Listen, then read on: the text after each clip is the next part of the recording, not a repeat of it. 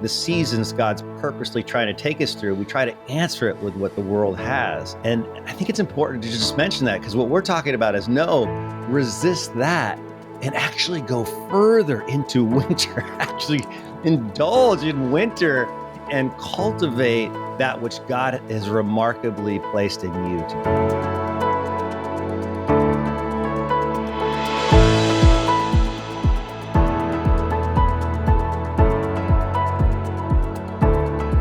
Welcome to the Leveraging Success podcast. I'm your host, Jeff Gerhardt.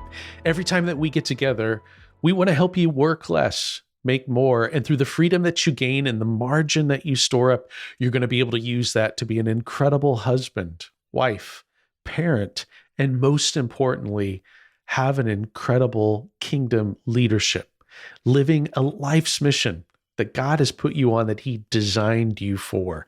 Man, I'm excited today. Back here in the studio together with me, Rob Dayton. Rob, how are you doing? Let's go, Jeff. It's good to see you. How are you doing?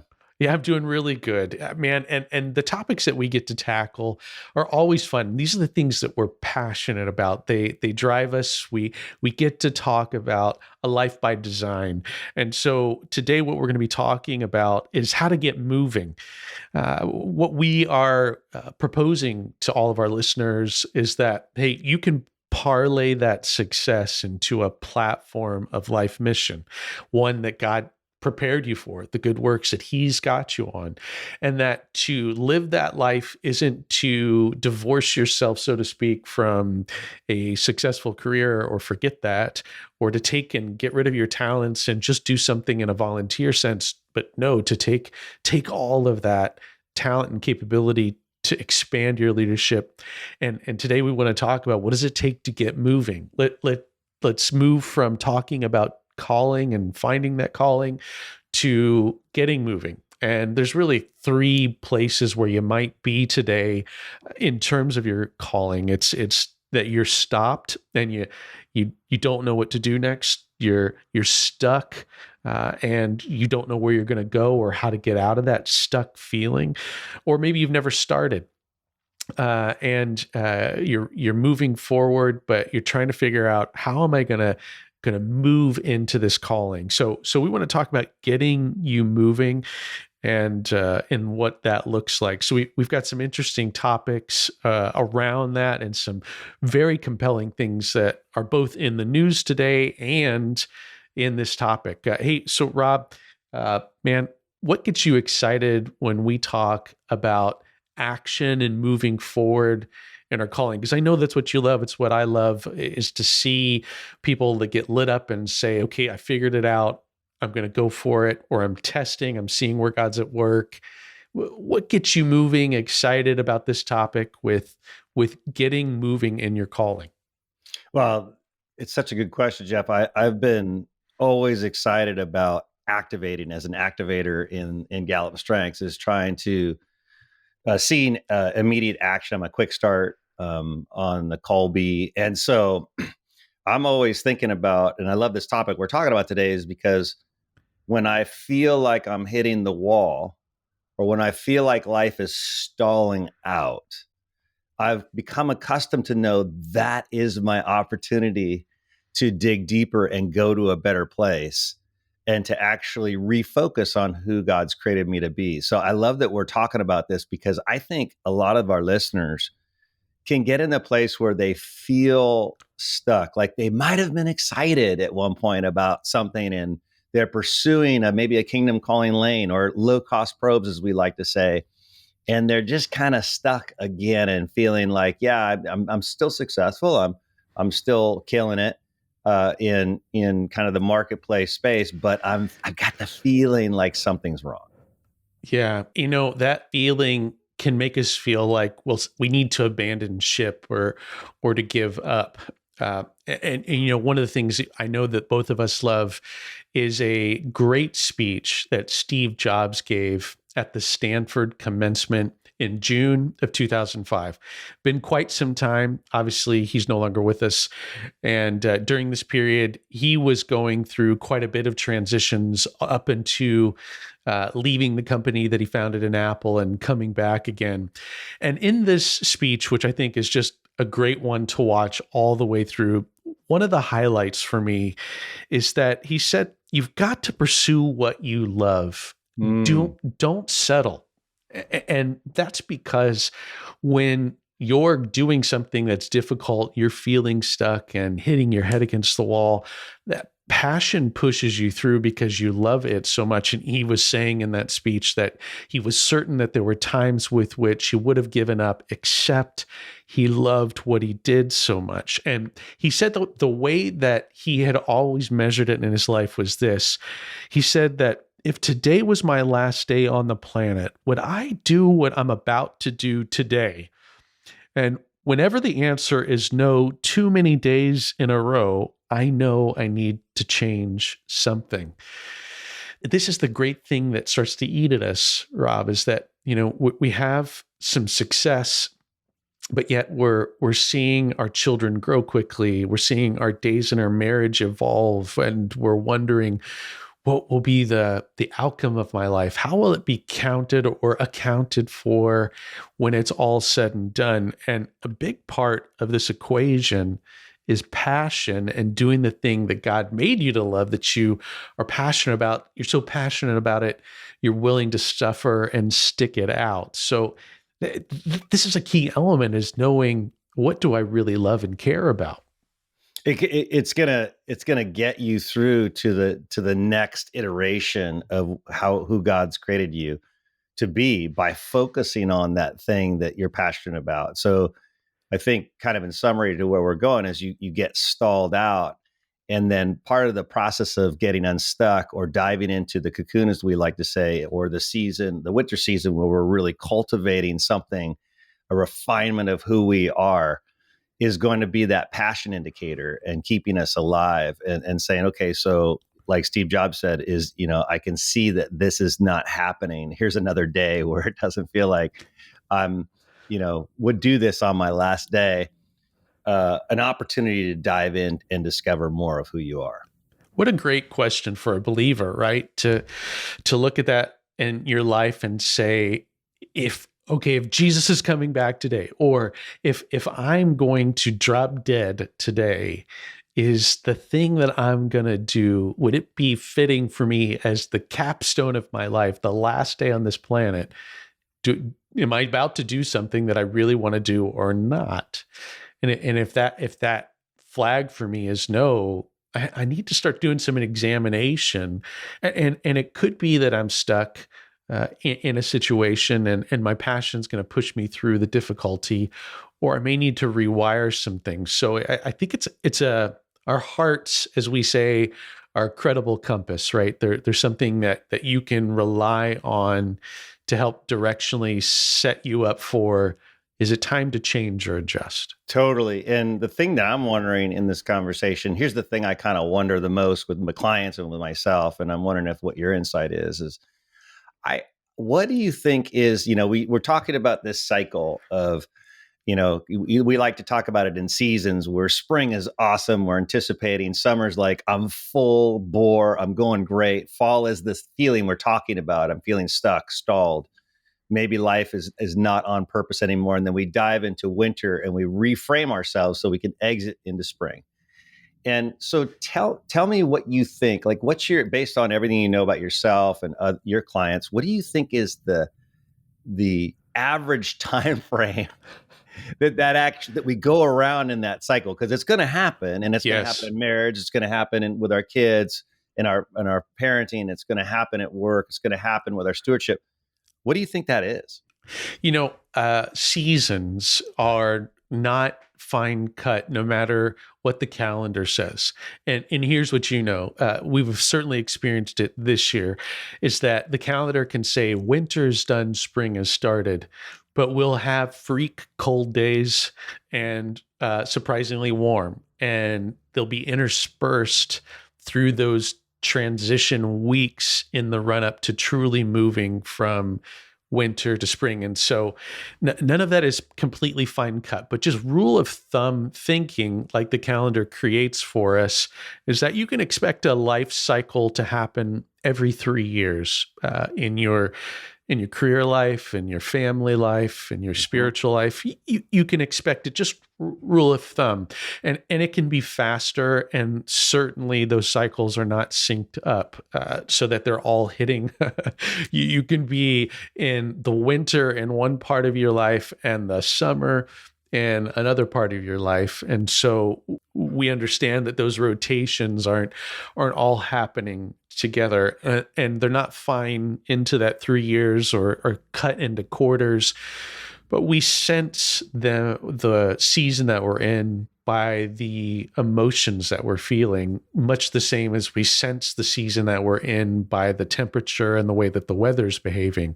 And here in Texas, I know what season I'm in very much by the weather and exactly where I'm at. And so the more that I can be in touch with how am I feeling, Like the then I feeling, yeah. know where I'm at in that cycle.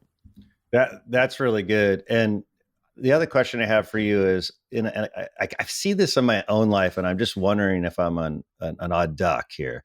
So I feel like as I have gotten better at last week's podcast, saying no, really specializing in who I'm becoming, I feel like that cycle is happening faster. Does Ooh. that make sense to you? It does. I don't think that that's unusual. I think it can also have something to do with how much change you're willing to endure. Now, I'm not. I'm going to base this off of experience, not data. This is my experience. So my experience in this, which aligns to what you're saying, is the more change that I'm willing to endure, the more that I will be willing to go through alterations, upgrades, and that cycle can go faster.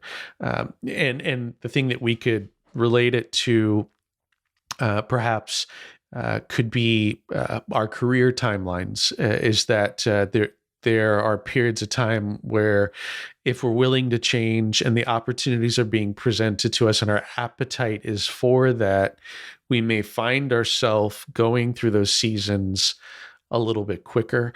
But if we're deeply in content in the summer, right, which is the high time where we're making the most of what's happening, we may extend our stay there and decide that our appetite for that type of change that is going to come next or maybe coming next, I'm pushing it off or I'm delaying it because I'm loving this season. So I think that's definitely something that's related to your appetite for change, and in that appetite, a willingness to reinvent, to rediscover, to be very vulnerable in moments where I don't know how this is going to go, if this fits for me. So yes, Rob, man, I feel the same way, but it's always, to me, always been about how much change am I willing to endure or am I hungry for? Yeah, and that it makes sense to me as you're narrating it, because thinking about something you said on last week's podcast is that, one of the first steps is to see, are you just responding to demand? I love what you said about, just, are you being Google to someone? Yeah. And I think what happens is when we say no to that, and we get accustomed to saying no to that, that feeling of someone needs us actually keeps us away artificially from refining who we are. But when we start taking that off and start neglecting, in the words you said, the intentionally neglecting the things that we probably should not be spending our time on, then I think that creates the opportunity for this cycle to go faster, because we're not deceived by the demand hamster wheel. Ooh, which is a never-ending thing, right? It's Exactly. infinite demand, limited supply, infinite demand. And so the distractions are never ending. But we want to help you get moving because if you've got a certain amount of discontentment, which I think can be a very good thing when we start to realize, hey, I see something different ahead. Maybe I can't fully define it, but I have a vision for something. God, I think you're calling me to that. I want to get this moving for you and talk about some of the practicalities of doing that. Every time that we get together, we love to bring in some news so that you can continue to get information on the world as we see it, and find some interesting pieces of news that I think always relate to your life and your career, your life and your family, and your life and your spiritual life. And so I want to talk about this article, Rob. We were talking about it before we went live today. It's an article that came out April 2nd, 2024, titled The New Science of Death. It was in the Guardian. And this is a long read. It's a compelling read, but it's about as long of an article as you can imagine, because it is centered around this science of death. Now, for everyone, including us, we're always thinking about, what are we playing for? What's waiting me after this life is done? And all the answers that we've been building up are very important. They're crucial, because what I believe about what happens next informs what I do here. Because if it's truly nothing and I'm going to truly just end, then, as the old song was, nah, nah, nah, live for today, right? Like, I'm just going to make sure that I'm enjoying every moment, no matter the cost to anybody else. But the belief for something different, the belief for an afterlife, is now becoming a science. And Rob, throughout everything that I've experienced in my life and spiritually, I find over and over again that there are so many nurtured tensions that need to be held together by leaders, because the world wants to take us to extremes. For example, in this example, specifically in the science of death, two extremes. One extreme is all religion, and the other extreme is all science, as if those two are mutually exclusive. But what we know about our God is that he is both designer of the system. So he made science. And so as you pursue the design, you find the designer. And that means that there is his existence and his design that science was really made for. And so pursuit of answers here is fun. It's compelling. It's God, how did you design this thing? And I don't want to box up into some pre-canned answers that I hold on to, that doesn't continue to take your word plus what we're finding and seeing how those things come together. And that's a tension that requires us not having all the answers. And the truth of the matter is, no matter religious platform that any of them out there, all of them enter into faith. No matter what science you're talking about, they move past what is hard fact and data into theory and hypotheses. And so all of that leads us to a place of being certain that the more, this is a lyric by U2, Bono, one of Bono's lyrics. He says, the more I see, the less I know. And so the more that we discover, the more we understand, God, your design for this is so much bigger than I ever understood. So what's been fun for this article, encourage you to read it, is that they have this discussion, Rob, where they have this patient one, and it's this lady who had a third pregnancy. She died through complications, and they had held her on life support. And her family allowed these scientists to study her at the moment with which they disconnected her from what was keeping her alive, and monitored her body. And so there are three camps of people, scientists and people trying to decide, what is it with all these stories of people in the afterlife or in these near-death experiences where they say, I saw a light and I came back. What's up with that? Can we start to find information? So the three camps are, one, the spiritualists, and they're thinking about the next life. The article, not surprisingly, just writes off the spiritualists as unimportant, just religious people, grifters that are trying to scare people into something. Of course, that's not fair. But then they just legitimize the other two that are, as they say, purely scientifical. scientific. And one is the parapsychologists. And the parapsychologists, they believe that our consciousness actually is outside of our brain and lives somewhere else. They can't say where. They don't know if it's another dimension or something, but they believe scientifically it can be proven that our consciousness lives somewhere else.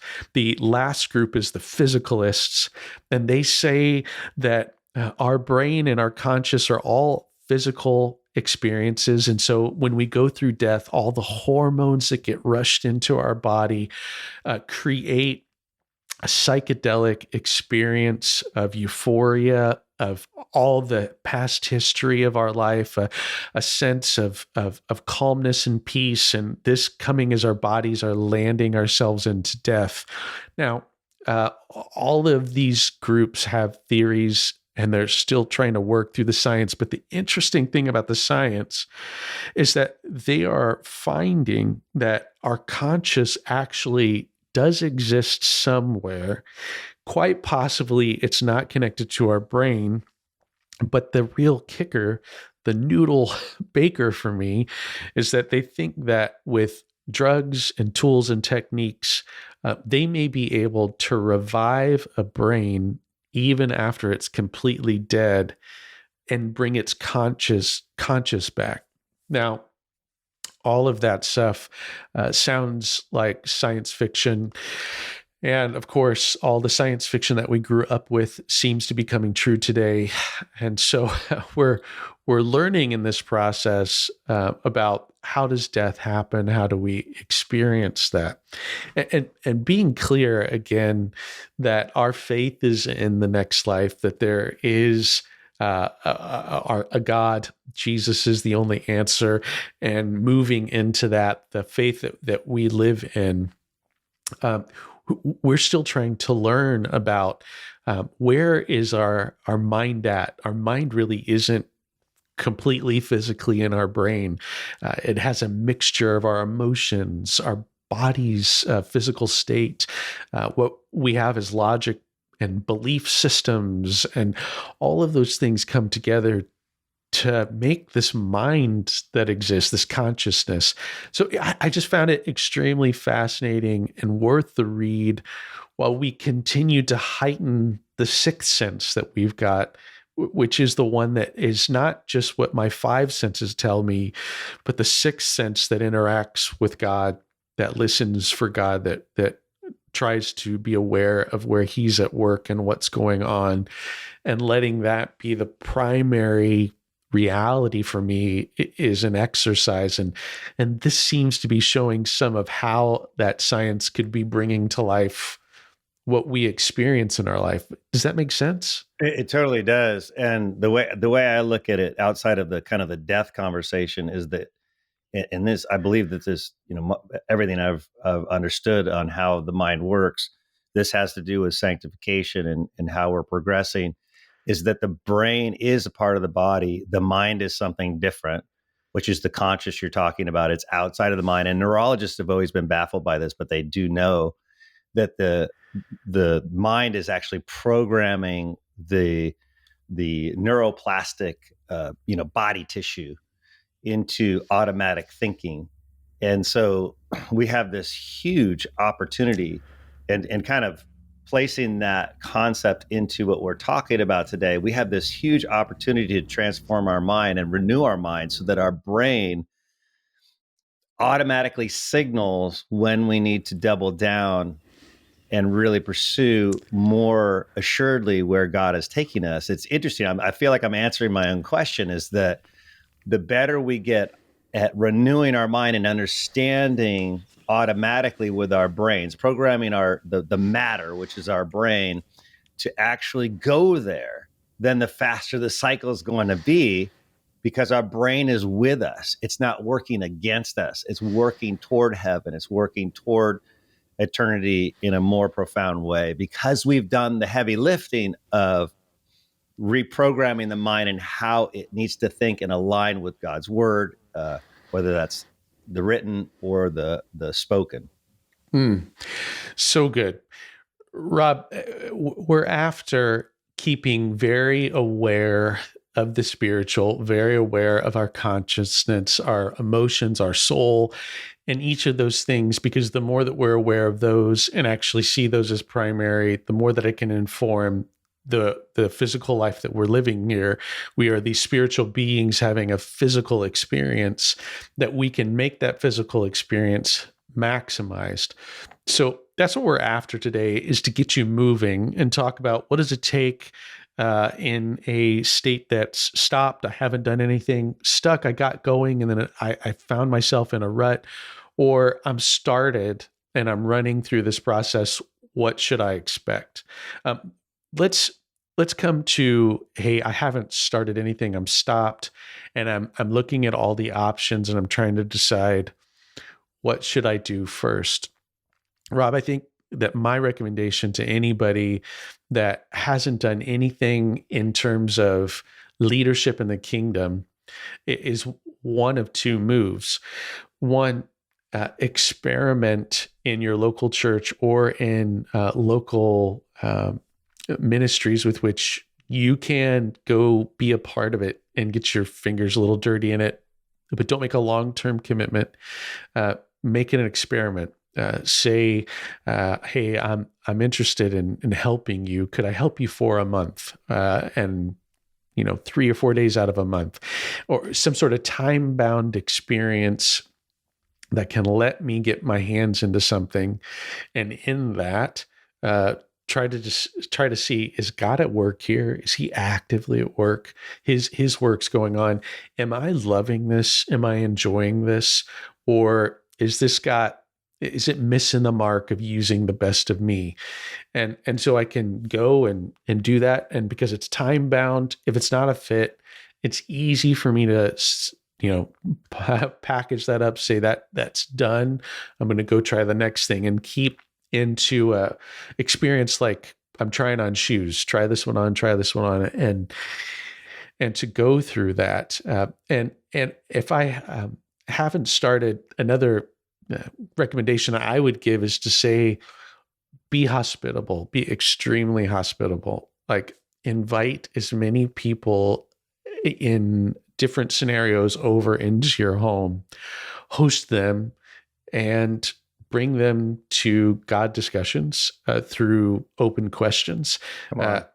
Be ready to, if you start to bond with them and there's trust, do a Bible study or a book study that can continue to shape them. And while you are hospitable, what you're doing is you're exercising leadership. You're using your influence. You're loving extraordinarily.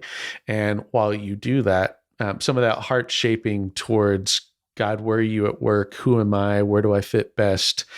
Continuing that hospitality and experimenting, I think, is where we start to find this is where a flick of a spark could start a fire. That's so good. Yeah, I love this. I think what you're saying is you're trying to have an experience that draws you closer to really who you are. It kind of reminds me of the podcast that has that title, "Who Are You?" And I think the way I would phrase that is, we love to talk about potential, passion, purpose, right? But a really good way of talking about that and pursuing some of the things you are is, I like to say, what's the verb, what's the subject, what's the outcome? That's potential, passion, purpose. What's the verb? What's the action, the activity I really love to do? And then subject, with the people I love to serve. And then outcome, with the outcome I want to see. Ooh. If you can triangulate those three with kind of what you're talking about as the experiment with people, now you've got some gold to really pursue. And I think it's worth saying, Jeff, that outside of God's purpose and your belief that you are created for something incredibly unique and wonderful, this feeling we're talking about, this feeling leads people to affairs. It leads people to go like chasing travel. It leads people to go fantasize, get into drugs, transition to a different woman if you're married or husband.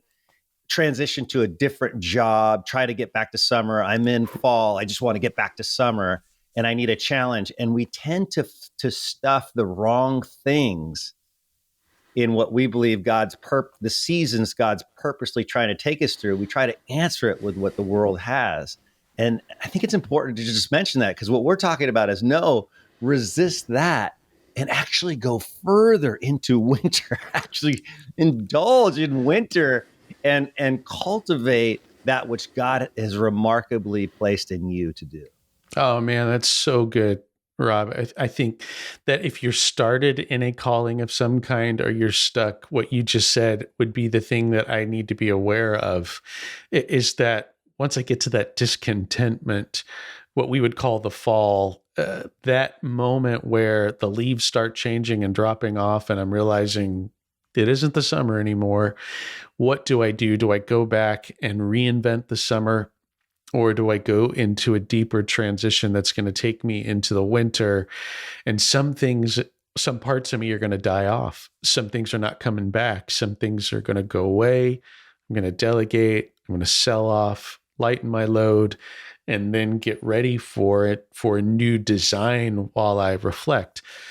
That's the thing, is that if you start to realize that this isn't as fun as it used to be, or I'm not getting the results that I used to, the big question is, do you try to reinvent, or do you reinvent what you've had in the past, a redo, so to speak?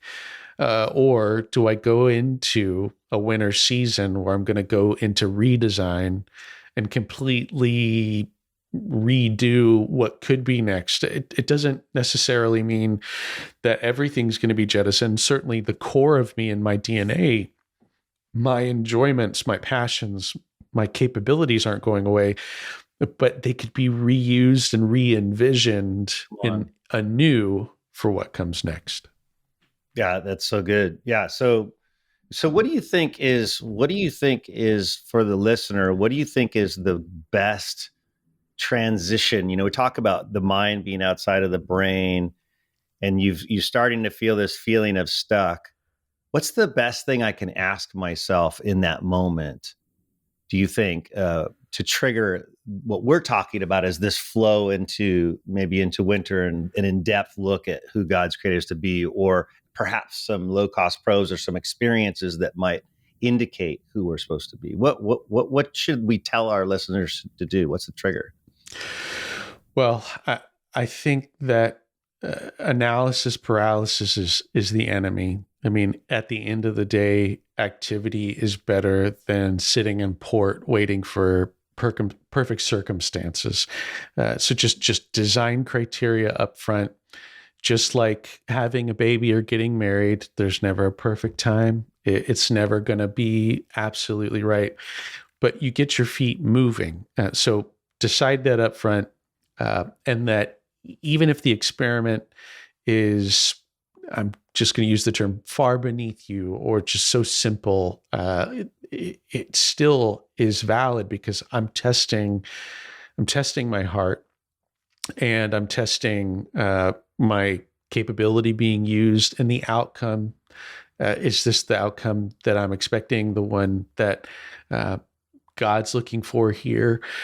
So I want to get those things moving, and as I try to do those things, I want to, and again, your local church probably has something that you could experiment with, or if there's a subject that you very much care about, crisis pregnancy, adoption and orphanage, the poor, the widowed, bringing out just some, wide topics to say that we could jump into those and take a piece on. Maybe that's handing out food at a soup kitchen kind of thing. You're testing my heart. I'm testing my capability being engaged. Could I provide leadership here? And would that leadership help this thing to accelerate? And God loves it. These are the things that I'm playing with all along, managing expectations with myself and with others, because it's very easy in an infinite demand scenario for as soon as you've signed up for something, you've become a permanent expectation in that team, organization, whatever. And you want to manage that into a time period and making sure that you're going to be able to run the experiment and then double down. If this is where you feel like momentum, God's involved, expand, go deeper, but do it over shorter oral contracts than an open-ended, I'm here, and then it feels like I have to extract myself and everyone's expectations to pull myself out to make a change, and then I find myself stuck. That's really good. I think that's helpful for people who are listening. And then I would add to that is, and this is kind of my coaching jam, is like whatever you write about really frames your thinking about a thing. And so I think journaling in the process, well, first of all, I love what you said about, and the way I'd phrase it is, you just commit to an action, find it, commit. It's not a perfect season.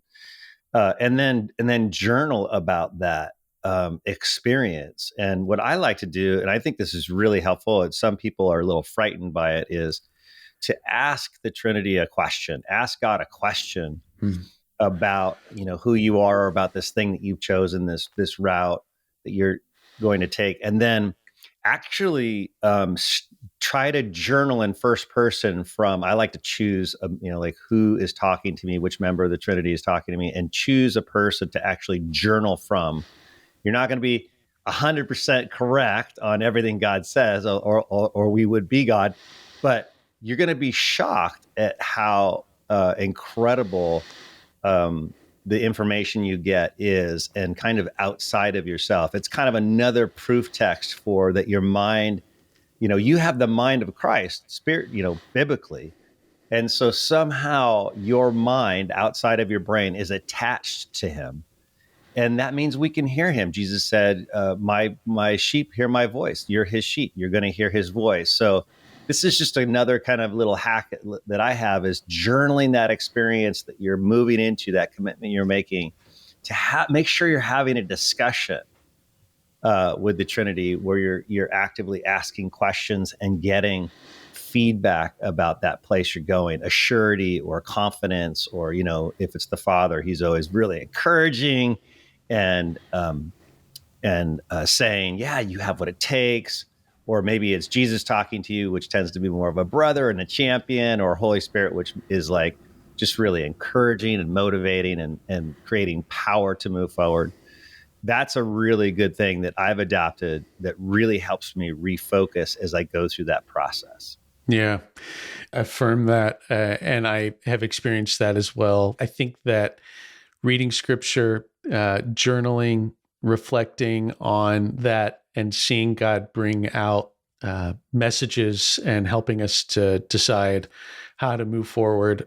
Sometimes it's going to be leaning, a little bit more on my flesh, and sometimes very connected to what he's got for me. And so I'm always testing those things, but at the same time, understanding that walking in this world, I'm going to have dirty feet, and I'm not going to be able to completely extract myself from the pains, the challenges, the strain, the push forward, but having that voice through this, God's word, his speaking, him showing up providentially in circumstances, all those things start to help me to be assured that I'm on the right path, even when I'm uncertain. But I think what we've made most important here is to get moving.